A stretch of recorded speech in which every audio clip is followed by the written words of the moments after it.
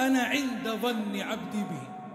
وأنت تدعو الله وتلتجئ إليه في كل وقت وفي كل حين، ذيل في دعائك وضمن اللهم إني أحسن الظن فيك، فإن أحسنت الظن بالله أعطاك، لأن الله يقول أنا عند ظن عبدي بي. في تلك اللحظات الحاسمة من الألم والضيق والحنق،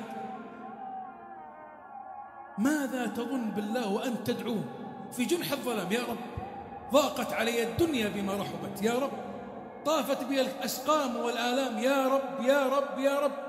فيسمع الله أنينك ويسمع الله شكواك ويعلم الله معاناتك، فتنطرح بين يديه وتسمعه صوتك، فإذا بالله من فوق 7 سماوات يقول لبيك عبدي لبيك عبدي لبيك عبدي.